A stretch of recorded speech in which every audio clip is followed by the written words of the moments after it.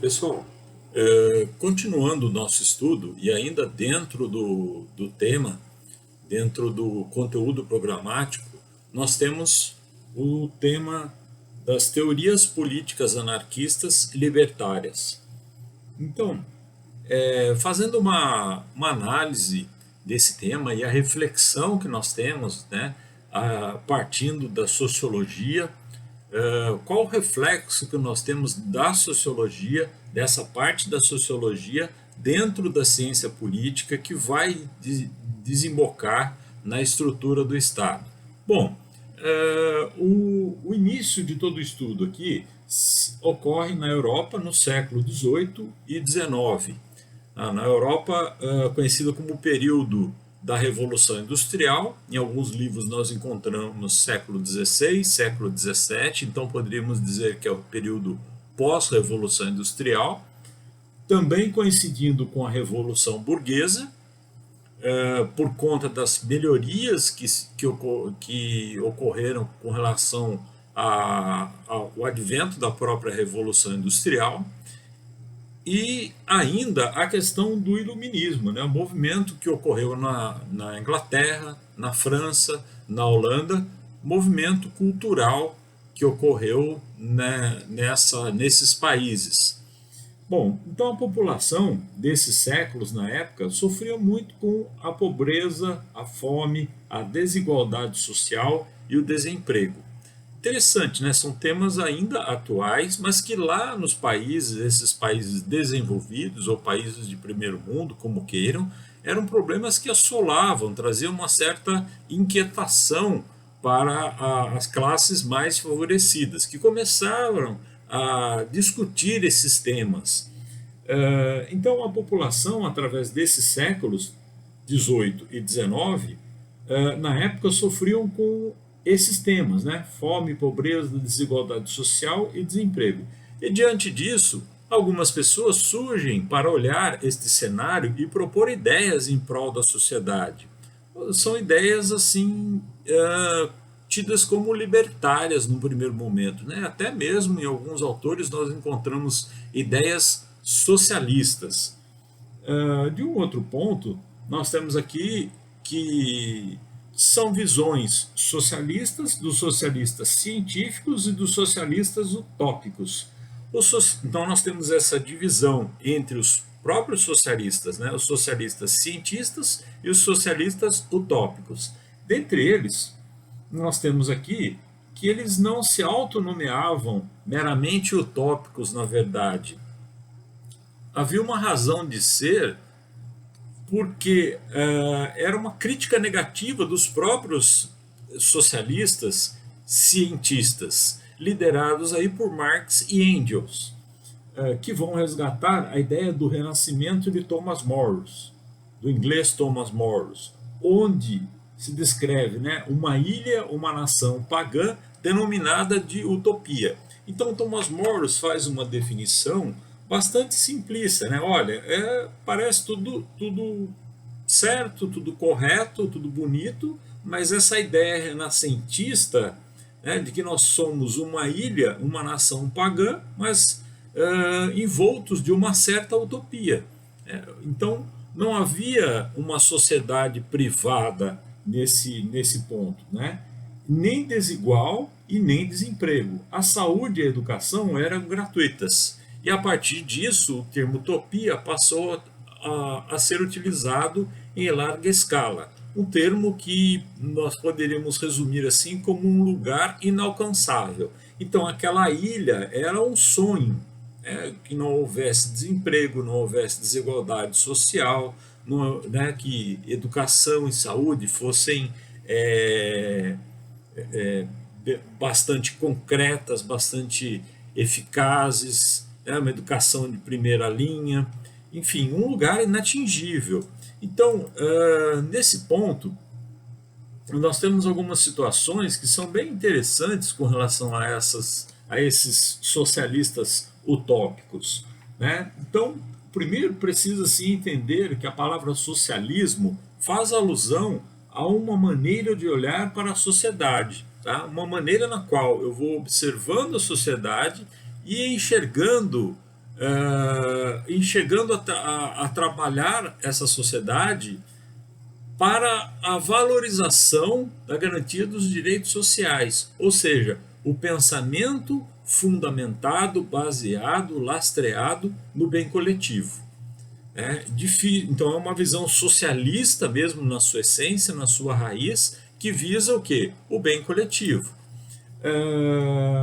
De outro ponto, nós temos que os socialistas utópicos são diferentemente classificados dos socialistas científicos. Os socialistas científicos não propõem o fim do capitalismo. Olha só que interessante, né? Parece que no primeiro momento, em alguns estudos aí, até de uma forma equivocada, se coloca que o socialismo, na sua essência, ele abandona o capitalismo. Não, tá? Os socialistas científicos, eles não propõem o fim do capitalismo e nem o fim da sociedade privada. Pelo contrário, tá? Há um engajamento desses elementos todos para com o socialismo capitalista. A ideia é promover, socialismo científico. A ideia é promover ajustes no sistema capitalista na forma com que o trabalho acontecia dentro da Europa industrializada, para que as pessoas pudessem ter uma vida melhor. Então é um ponto que se tem de melhora de um capitalismo já industrializado dentro de um contexto que é a Europa, para que se pudesse implementar o socialismo científico. Bom, nesse ponto, desses socialistas, nós temos aqui o Robert Owen. Robert Owen era um industrial e ele acreditava na condição de vida das pessoas que poderiam ser melhoradas através de mudanças dentro das indústrias. Primeiro ponto, né, ele era, sendo um industrial, ele defendia, olha só que interessante, ele defendia a redução da jornada de trabalho, o aumento do salário, ajudar os operários compartilhando parte do lucro. É o que nós temos hoje. A participação nos resultados, né, a participação nos lucros. Muitas vezes a empresa faz lá um cálculo e tem lá um bônus, né, para o empregado. Redução da jornada de trabalho, falar isso numa Europa que estava na pós-industrialização, parecia ser um absurdo, né? Aumento de salário, ajudar os operários, né, a mão de obra que estava ali para ser servida. Então, o Robert Owen traz um elemento muito interessante, mas isso faria com que as fábricas fossem à falência, seria uma consequência dessa sistemática do Robert Owen. De outro ponto, nós temos outros autores que dizem o seguinte: Charles Fourier, segundo ele, o homem só se degenera em vício porque o meio social o impede de exprimir-se livre e plenamente. Diz ele ser a concorrência pregada pelo liberalismo, o mal, a exploração e o abuso. Deve-se melhorar não apenas a produção, e sim a repartição. Então ele aprimora esses elementos que o Owen coloca, né? O Fourier aprimora isto e também coloca que o homem degenera em vício, porque o meio social o impede de exprimir-se plenamente. Então há um certo obstáculo que o Fourier coloca, aprimorando a ideia do Owen. De um outro ponto, nós temos Saint-Simon.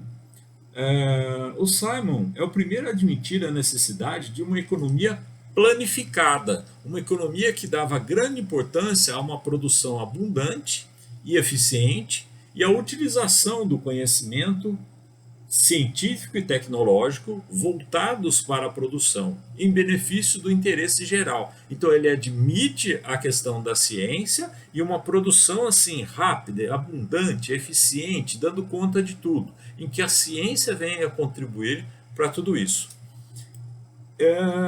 Esses três autores colocam o tema num patamar muito interessante, né, dessa questão do socialismo com o viés capitalista. Muitas vezes nós entendemos o socialismo como a socialização de tudo. Na verdade, no socialismo nós temos sim algumas a burguesia, né? Na União Soviética nós temos lá os czares, né, os imperadores, e tínhamos lá a classe trabalhadora, né, em sua maioria classe trabalhadora, um ou outro que era o comandante, né, o imperador, o czar, como queiram. Tá? Então, interessante esses elementos todos, porque nós estudamos o socialismo pleno na sua amplitude, né? Pura e simplesmente, vamos socializar tudo. Na verdade, não é assim. Né? Nós temos os socialistas utópicos e os socialistas científicos ou cientificistas que pregam isto. Tá? Então, nós vamos aprimorar o estudo, caminhar com o estudo, que ele é um pouco enviesado com a sociologia clássica, e nós temos que trazê-la para a sociologia jurídica, mas já vimos que temos alguns aspectos ali, principalmente relacionados com o direito do trabalho.